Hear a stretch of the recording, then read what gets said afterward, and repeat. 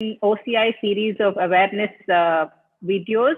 Today we have the important topic about mucormycosis and how it affects the eye.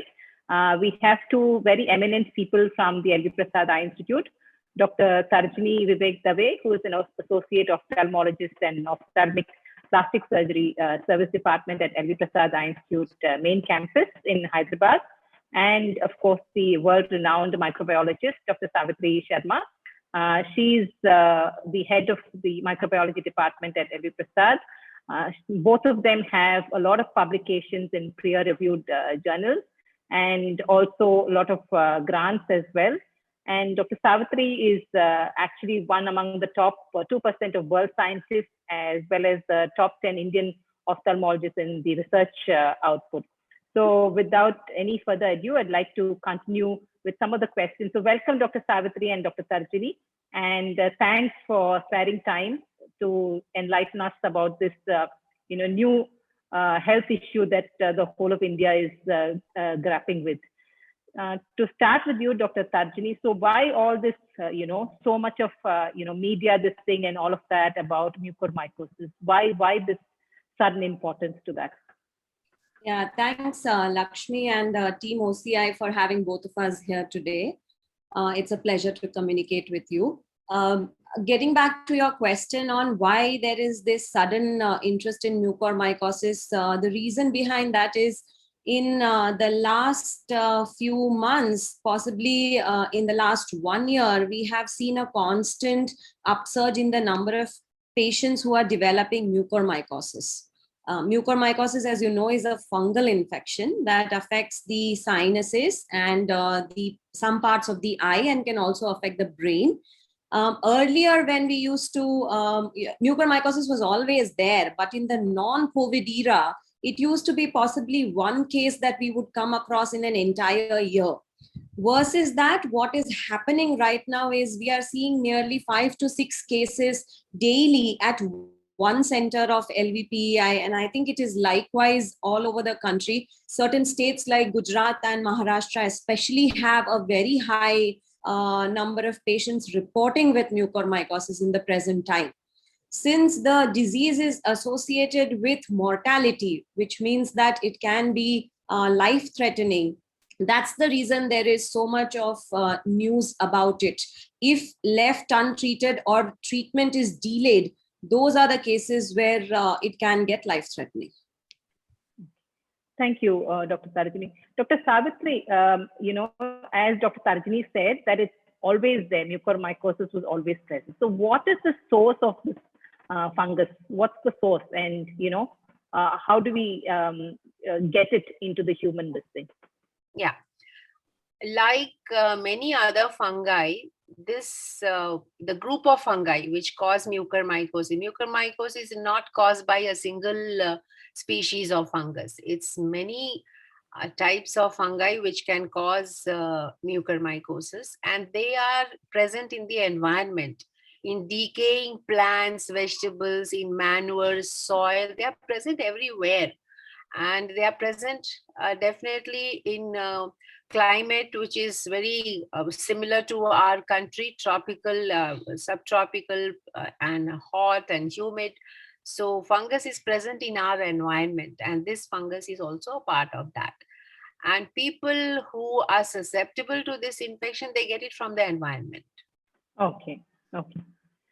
Dr. Tarjini, for the benefit of all the optometrists, so how does this present as an ocular condition, and what should we look out for, or what's the differential diagnosis? For example, if somebody comes with conjunctivitis or something, is there a differential diagnosis? What should we look out for in our clinics, and how do we go about that?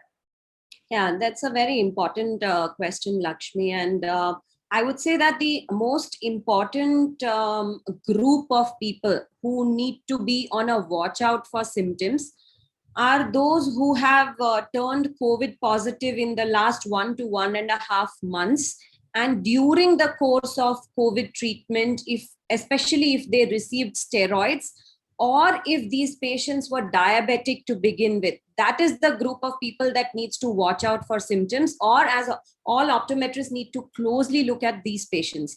Now, the symptoms that you want to see is mucormycosis does not very commonly produce conjunctivitis, but what it does is it produces a sort of facial and sinus pain, the deep-seated sinus pain, the headache, which does not go off with your regular dolo, is persistent, behind the eye, deep throbbing sort of a pain. That's one. Second thing is you'll have stuffiness of the sinuses, because this essentially goes from the sinuses to the eye and the brain. That's how it goes in most of the patients. So you'll have symptoms of stuffiness, you'll have nasal discharge, you may have at times black nasal discharge. These are the sinus related symptoms. When it has started affecting the eye, what you might see is a spectrum. You can see some patients who can present directly with vision loss or decrease in vision, or you may see patients who come up with inflammatory signs like eyelid edema, a little bit of chemosis of the conjunctiva, a little bit of proptosis of the eyeball, restricted ocular motility. Basically, everything that fits into the spectrum of cellulitis, orbital cellulitis. That is one spectrum. And another spectrum is silent presenters with just decrease in vision. So these are the three things: sinus symptoms, eye symptoms which may be quiet with just vision loss, or eye symptoms which are suggestive of orbital cellulitis like inflammation. So basically, look for comorbidities in a patient who has had COVID, and without any reason there is vision loss. That is something to think about in these patients. And I guess also any kind of sinus involvement in orbital pain.